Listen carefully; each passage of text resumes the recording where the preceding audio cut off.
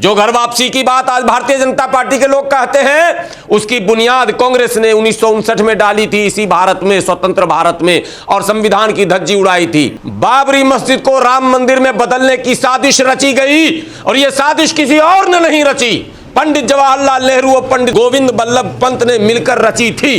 तो बताओ, किसी भी धार्मिक स्थल को इस तरह से बर्बाद करना, छेड़ना, उसके स्वरूप को बदलना, मस्जिद को मंदिर बनाना, यह क्या भारतीय संविधान इसकी अनुमति देता है? नहीं देता है। इसका मतलब संविधान की धज्जी पंडित जवाहरलाल नेहरू और पंडित गोविंद बल्लभ पंत ने मिलकर उड़ाई थी। आज संभल में दंगा हुआ, 5 लोग मारे गए, हम कलेजा पीट रहे हैं, सारे विपक्ष संभल जाऊंगा, सबको पता था 10 तारीख तक प्रशासन ने रोका है, अब 10 तारीख खत्म हो गया, जाओ ना भाई।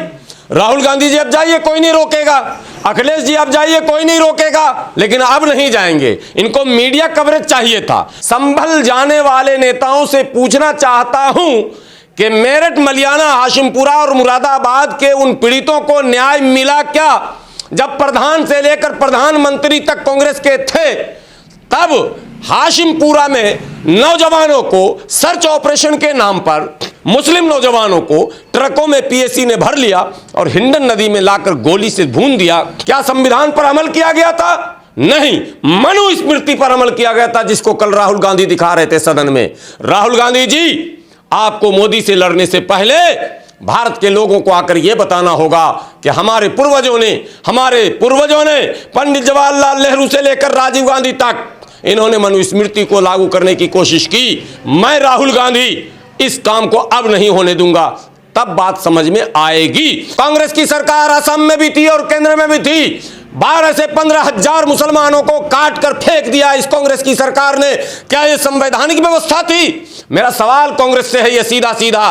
कोई कमेंट में लिखता होगा, लिखने दीजिए, लेकिन सच बोलने से कभी भी पीछे नहीं हटना चाहिए। और यह कड़वा सच है कि कांग्रेस ने संविधान की धज्जी खुलेआम इस देश में उड़ाई है। उसी का अनुसरण और अनुकरण भारतीय जनता पार्टी कर रही है। भारतीय जनता पार्टी कुछ नया नहीं करने जा रही है, कोई नया है भी नहीं उसके पास, सब कांग्रेस की ही फोटोकॉपी है। नल्ली में किया आपने नरसंहार, कोकराझार में किया आपने नरसंहार, भागलपुर में किया आपने नरसंहार, टाटा जमशेदपुर 1964, मेरे रिश्तेदार मरे हैं, मेरे रिश्तेदार। सुन लीजिए, आपने 64 में जमशेदपुर को लहूलुहान कर दिया यात्रा के नाम पर, और वो दौर भूल गए। सड़कों पर लिखा जाता था, बच्चा बच्चा राम का, जन्मभूमि के काम का, जिस हिंदू का खून न खौले खून नहीं वह पानी है, और जन्मभूमि के काम ना आए वह बेकार जवानी है। तब कांग्रेस की सरकार थी, दांतवन से लिखते थे, बरस से लिखते थे, तमाम दीवारों को रंग दिया इन्होंने। जो सांप्रदायिक वातावरण कांग्रेस ने बनाया है, वो भारतीय जनता पार्टी अभी उस पर एक कदम भी आगे नहीं बढ़ी है। वो तो सिर्फ उसी खाई को भर रही है जिसको खोदकर कांग्रेस आगे बढ़ी थी। 2024 में मूर्ख मुसलमानों, तुम भी सुन लो। तो सवाल यह पैदा होता है कि 15 अगस्त 1947 को भारत स्वतंत्र हुआ, संविधान नहीं था, तब वो बन रहा था, पाइपलाइन में था। 26 नवंबर 1949 को संविधान बनकर तैयार हुआ, लेकिन जब 26 जनवरी 1950 को भारत में यह ऐलान हो गया कि आज के बाद यह भारत, जिसे स्वतंत्र भारत के रूप में हम जानते हैं, आज के बाद इस भारत के लोग इसी पुस्तक में लिखी हुई नियमों से बंधे हुए हैं। चाहे वो सत्ताधीश हो, चाहे वो आम जनता हो, पर राष्ट्रपति से लेकर गांव में काम करने वाले किसान मजदूर, प्रधानमंत्री से लेकर प्रधान तक, और खेतों में काम करने वाले किसान तक, इसी नियम से बंधेंगे जो ये पुस्तक है जिसका नाम संविधान है। लेकिन क्या हुआ? उसी नेहरू जी की सरकार ने 26 जनवरी 1950 के बाद की बात अब कर रहा हूं, उससे पहले की मैं नहीं कर रहा हूं, मोदी जी तो कर रहे थे। मोदी जी किसके किससे संबंध है वो बता रहे थे, राहुल जी भी बता रहे थे। मैं उस चक्कर में नहीं पड़ता, चूंकि बात संविधान की, आपने सवाल संविधान पर किया। जब 26 जनवरी 1950 को संविधान लागू हो गया, ऐलान हो गया, तो फिर पंडित जवाहरलाल नेहरू जी की सरकार ने 10 अगस्त 1950 को उसी संविधान में काला धब्बा लगाया। वो धब्बा ये था, दलित एकीकरण को खंडित किया। वो दलित जो हिंदू भी थे, मुस्लिम भी थे, सिख भी थे, ईसाई भी थे, उन दलितों को खंड किया और ऐलान किया कि आज के बाद अनुच्छेद 341 में जो प्रावधान है आरक्षण का वो केवल हिंदू दलितों को मिलेगा। मैं पूछना चाहता हूं, अनुच्छेद 15, अनुच्छेद 16, अनुच्छेद 25, अनुच्छेद 28, वो पूरे जो फंडामेंटल राइट से रिलेटेड हैं जिस पर बहस हो रही थी, क्या उसका उल्लंघन नहीं है? जब धारा संविधान का 15 कहता है कि कानून की नजर में सभी बराबर हैं, धर्म के नाम पर भेदभाव नहीं होगा, जब 14 में सबको कहा गया कि कानून की नजर में सब एक हैं, कोई अपॉर्चुनिटी अलग नहीं होगी, तो फिर आपने ये गैर संवैधानिक राष्ट्रपति अध्यादेश के माध्यम से बगैर संसद में बहस कराए आपने ये कानून कैसे बनने दिया? ये सवाल पंडित जवाहरलाल नेहरू से आज गुलाम सरवर नहीं, पूरे देश का दलित मुसलमान कर रहा है कि आपने वो अधिकार जो बाबा साहब के संविधान ने हमको दिया था, आपने क्यों छीना? आपको ये अधिकार नहीं बनता है दूसरे दलों को ये कहने का कि संविधान के खिलाफ सरकार चल रही है। उसके बाद लगातार 1959 में फिर एक कानून बनाया गया और यह कहा गया कि जो मुस्लिम दलित, सिख दलित, ईसाई दलित, अर्थात अगर वो हिंदू धर्म में वापस लौट आते हैं तो उन्हें ये सुविधाएं दी जाएंगी। मतलब घर वापसी के लिए संविधान का सहारा लेकर प्रेशर डाला गया असंवैधानिक तरीके से। जो घर वापसी की बात आज भारतीय जनता पार्टी के लोग कहते हैं, उसकी बुनियाद कांग्रेस ने 1959 में डाली थी, इसी भारत में, स्वतंत्र भारत में, और संविधान की धज्जी उड़ाई थी। आप आगे जाएं, 23 दिसंबर 1949 को अगस्त में यह घटना घटी और उसके बाद नवंबर दिसंबर 2 महीने बाद 26 जनवरी को संविधान लागू होता है 1950 में, और घटनाएं लगातार घट रही है। 10 अगस्त को अनुच्छेद 341 पर, उसके बाद अयोध्या विवाद को, क्या भाजपा थी क्या वहां? मोदी जी थे क्या वहां? योगी जी पैदा हुए थे क्या? कोई जानता था क्या? आडवाणी जी का नाम किसी ने सुना था क्या? मुरली मनोहर जोशी का सुना था क्या? साध्वी का नाम सुना था क्या? किसी ने नाम नहीं सुना। कल्याण सिंह का कल्याण भी नहीं हुआ था उस वक्त राजनीति में। लेकिन कांग्रेस की सरकार, 2 पंडित, एक पंडित जवाहरलाल नेहरू और पंडित जिनके नाम पे अस्पताल है, जीबी पंत, गोविंद बल्लभ पंत, जिनके हाथ में उत्तर प्रदेश की कमान थी, इन दोनों के नेतृत्व में अयोध्या में जबरन बाबरी मस्जिद को राम मंदिर में बदलने की साजिश रची गई। और यह साजिश किसी और ने नहीं रची, पंडित जवाहरलाल नेहरू और पंडित गोविंद बल्लभ पंत ने मिलकर रची थी। तो बताओ, किसी भी धार्मिक स्थल को इस तरह से बर्बाद करना, छेड़ना, उसके स्वरूप को बदलना, मस्जिद को मंदिर बनाना, यह क्या भारतीय संविधान इसकी अनुमति देता है? नहीं देता है। इसका मतलब संविधान की धज्जी पंडित जवाहरलाल नेहरू और पंडित गोविंद बल्लभ पंत ने मिलकर उड़ाई थी। उसके बाद यहां बस नहीं होता है, देश में फिर दंगा कराया जाता है। पहले उर्दू को समाप्त किया जाता है, फिर मुसलमानों को नौकरी से निकाला जाता है। स्वतंत्र भारत में 23% मुसलमान भारत के सरकार में नौकरी कर रहे थे, आज 2%, 3% पर आ गए।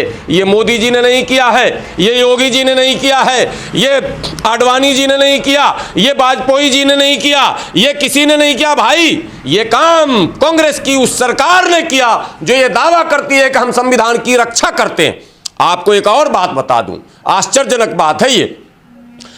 नौकरियों में हमें पीछे किया, उसके बाद दंगे का दौर शुरू हुआ।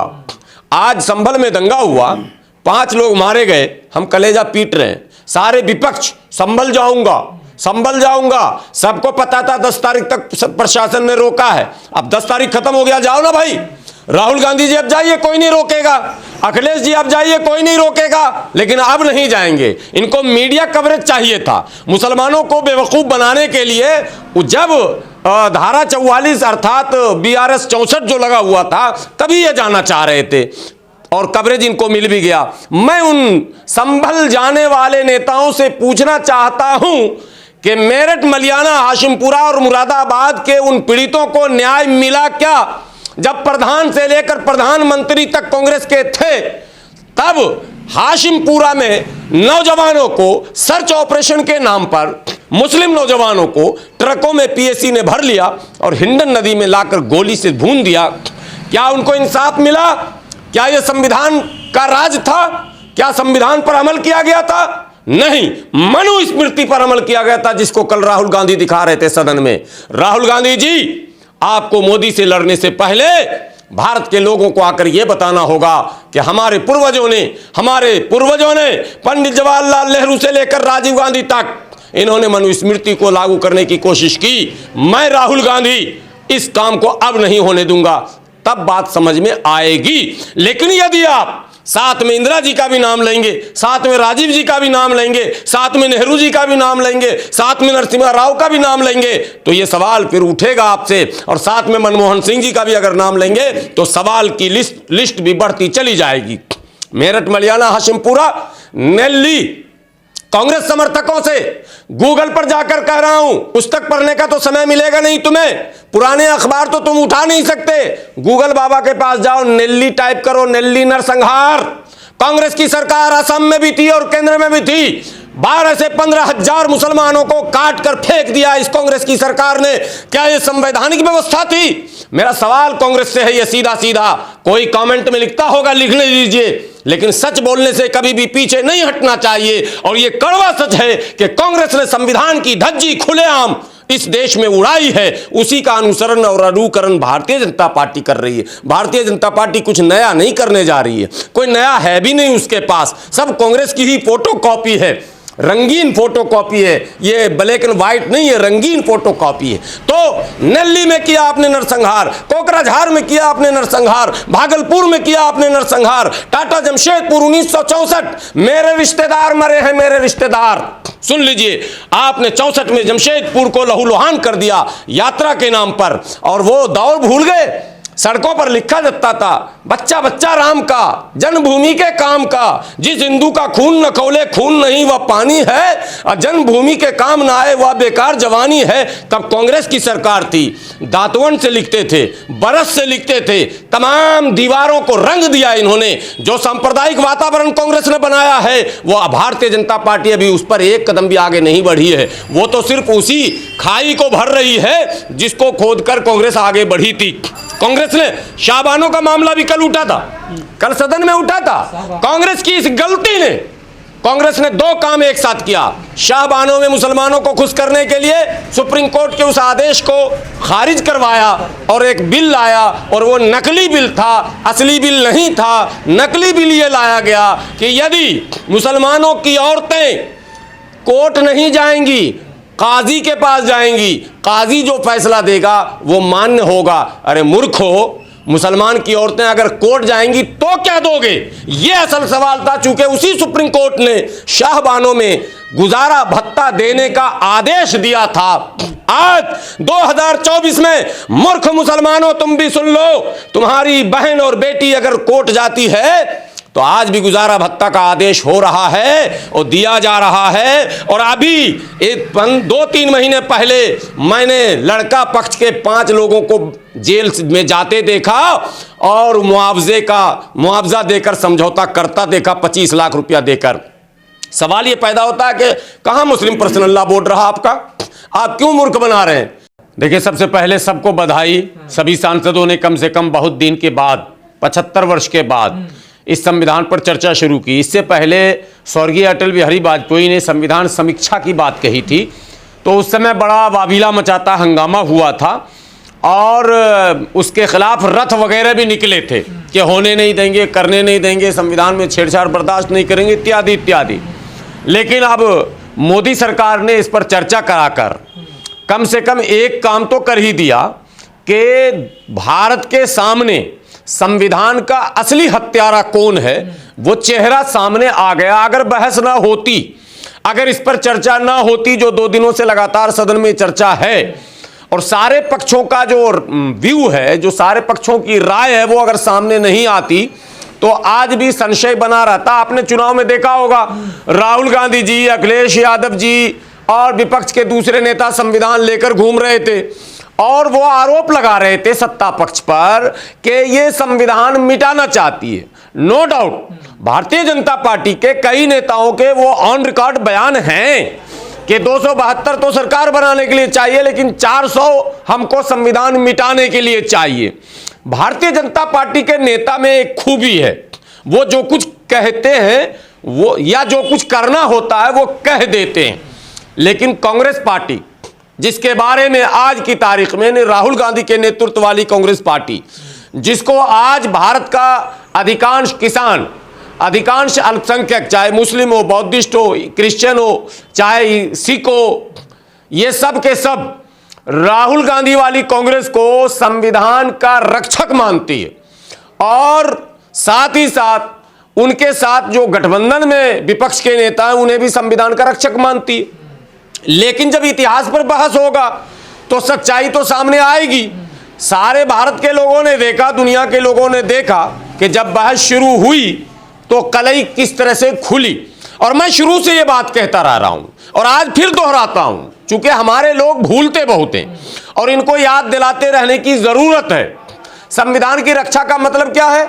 संविधान में जो व्यवस्था है उसका अक्षरशः पालन, जो सत्ता के शिखर पर बैठा है उसको करना, और अपने अधीनस्थ काम करने वाले लोग यानी कि उनके मंत्रिमंडल और प्रशासन में बैठे दूसरे लोगों, तमाम वो लोग जो दूसरे हैं यानी आईएएस, आईपीएस और दूसरे सभी पदाधिकारियों को संवैधानिक व्यवस्था को बनाए रखने के लिए बाध्य करना, यह है संविधान का पर चलना या संविधान की रक्षा करना।